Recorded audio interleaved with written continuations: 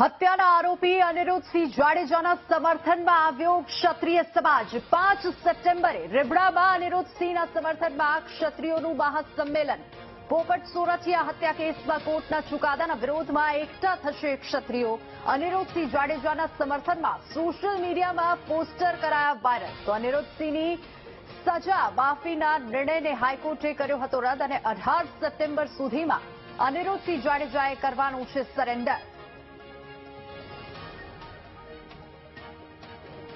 વધુ વિગતો સાથે સંવાદદાતા ભાવેશ લાઈવ આપણી સાથે જોડાઈ ગયા છે। ભાવેશ, 18 સપ્ટેમ્બર સુધીમાં અનિરુદ્ધસિંહ જાડેજાએ સરેન્ડર કરવાનું રહેશે, શું વધુ વિગતો?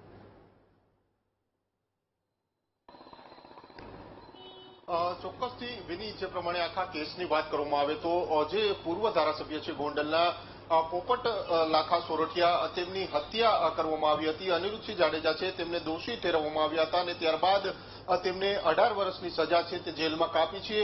જોકે તેમને ક્યાંક ને ક્યાંક સજા માફીનો લાભ આપવામાં આવ્યો હતો, એટલે કે છેલ્લા ઘણા સમયથી અનિરુદ્ધસિંહ જાડેજા બહાર હતા, જેલ બહાર હતા, પરંતુ પોપટ લાખા સોરઠિયાના પરિવારજનો દ્વારા આ જેલ જે સજા માફીની કયા કારણોસર રાહત આપી છે તેને લઈને કોર્ટમાં અરજી કરવામાં આવી હતી, એટલે કે હાઈકોર્ટે ફરીથી તેમને સરેન્ડર કરવા માટે કહ્યું છે। અનિરુદ્ધસિંહ જાડેજાને 18 સપ્ટેમ્બર સુધીમાં આ કેસમાં સરેન્ડર કરવાનું છે। જ્યારે અનિરુદ્ધસિંહ જાડેજા છે તેમને આ મામલે સુપ્રીમ કોર્ટમાં પણ રાહત માંગી હતી, પરંતુ જે આ સુપ્રીમ કોર્ટે પણ હાઈકોર્ટનો જે નિર્ણય છે તે યથાવત રાખ્યો હતો, એટલે કે 18 સપ્ટેમ્બરના રોજ અનિરુદ્ધસિંહ જાડેજાને છે તેને સરેન્ડર કરવાનું છે। આ હત્યા કેસમાં તેમને સરેન્ડર કરવાનું છે। પહેલા જ હવે રીબડામાં જે કહી શકાય છે કે રાજકારણ ગરમાયું હોય તે પ્રકારે સોશિયલ મીડિયામાં પોસ્ટરો છે તે વાયરલ થઈ રહ્યા છે। 5 સપ્ટેમ્બર એટલે કે શુક્રવારના રોજ રીબડા ખાતે ક્ષત્રિય સમાજ સહિતના જે અલગ અલગ સમાજના લોકો છે તે સ્વયંભૂ એકઠા થશે તે પ્રકારના પોસ્ટર છે તે સોશિયલ મીડિયામાં વાયરલ થઈ રહ્યા છે।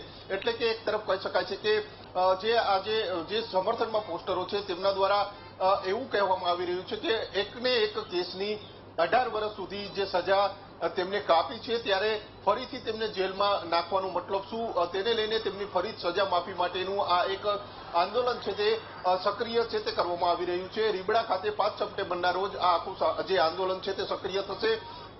અનિરુદ્ધસિંહની વાત કરવામાં આવે તો હજુ પણ તેઓ એક બીજા કેસમાં ફરાર છે, એટલે કે રીબડાના જે પાટીદાર યુવક છે અમિત કૂટ નામના યુવકે આપઘાત કરી લીધો હતો। તે પહેલા સુસાઇડ નોટ લખી હતી અને સુસાઇડ નોટમાં ક્યાંક ને ક્યાંક તેમનું અનિરુદ્ધસિંહ જાડેજા અને તેમના પુત્રના નામનો ઉલ્લેખ હતો, એટલે કે આ કેસમાં પણ અનિરુદ્ધસિંહ અને તેમનો પુત્ર છે છેલ્લા 4 મહિનાથી ફરાર છે। એવામાં હવે 18 સપ્ટેમ્બરે તેમને સરેન્ડર કરવાનું છે, એ પહેલા જ હવે રીબડામાં જે પ્રકારે આ પ્રકારનું આંદોલન છે તે યોજાવાનું છે। જી ભાવેશ, આભાર સમગ્ર માહિતી બદલ।